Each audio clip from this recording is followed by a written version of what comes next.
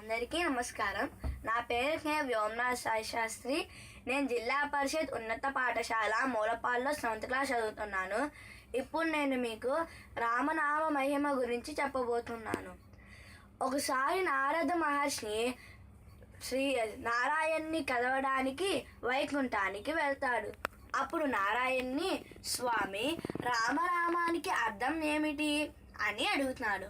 అప్పుడు నారాయణుడు చిరునవ్వు నవ్వి, నారదా, నీకు రామనామానికి అర్థం తెలీదా? అదిగో ఆ చెట్టు కొమ్మ మీద ఉన్న చిలుకను అడుగు, నీకు చెప్తుంది అని అంటాడు. అప్పుడు నారదుడు ఆ చెట్టును సమీపించి ఆ చిలుకను అడుగుతాడు, ఓ చిలుక, రామ అనే నామానికి నీకు అర్థం తెలుసా అని అడుగుతాడు. అప్పుడు ఆ చిలుక చెట్టు కొమ్మ మీద నుంచి కింద పడి చనిపోతుంది. రామనామానికి ప్రాణాలు విడవడమా అర్థం అని అనుకుంటాడు. అలా అనుకుంటూ నారాయణ దగ్గరికి వెళ్ళి, స్వామి, మీరు చెప్పినట్లే ఆ చిలుకను అడిగాను. అడిగిన వెంటనే అది చెట్టు కొమ్మ మీద నుంచి కింద పడి మరణించింది. నా వల్ల ఒక ప్రాణం చనిపోయింది.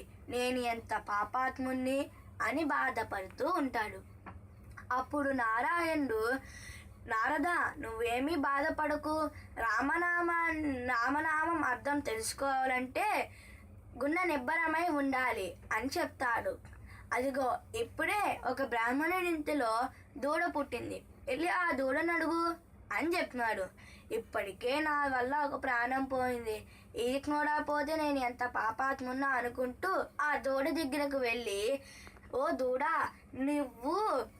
నీకు రామ అనే నామానికి అర్థం తెలుసా అని అడుగుతాడు. అప్పుడు ఆ దూడ తోక ఆడిస్తూ కింద పడి చనిపోతుంది. మళ్ళీ నారాయణ దగ్గరికి వెళ్ళి, స్వామి, ఆ ఆవు దూడకు కూడా చిలుకకు పట్టిన విధంగానే అది కూడా మరణించింది. నా వల్ల ఇప్పటికీ 2 ప్రాణాలు చనిపోయాయి. నేను ఎంత పాపాత్ముణ్ణి అని బాగా బాధపడుతున్నాడు. ఇప్పుడు మళ్ళీ నారాయణుడు, నువ్వు బాధపడకు, రామనామానికి అర్థం తెలుసుకోవాలంటే గుండె నిబ్బరమై ఉండాలి. ఇప్పుడే ఒక రాజుకి లేక ఒక కుమారుడు పుట్టాడు, వెళ్ళి ఆ కుమారుణ్ణి అడుగు అని చెప్తున్నాడు. నారదుడు ఆలోచిస్తూ, సరే వెళ్ళి ఒకసారి అడుగుదామని అలా ఆలోచించుకుంటూ వెళ్తున్నాడు. వెళ్ళగానే రాజసభలోకి వెళ్తాడు. అప్పుడు రాజు నారద మహర్షి, రండి, నాకు లేక ఒక కుమారుడు పుట్టాడు, ఆశీర్వదించండి అని అడుగుతాడు. అప్పుడు నారదుడు వేద మంత్రాలు చదువుతూ ఆశీర్వదిస్తున్నాడు.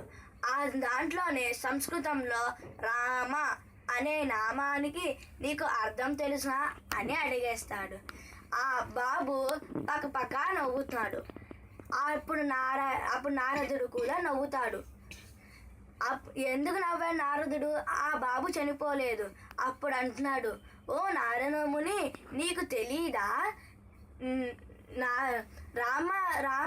రామనామాన్ని శ్రవణమహిమ చిలుక ఎక్కడా, ఆవు దూడెక్కడా, రాజకుమారుడెక్కడా? నువ్వు మొదట వచ్చి నా దగ్గరికి వచ్చి రామ అనే నామానికి అర్థం అడిగావు. అప్పుడు నా జన్మ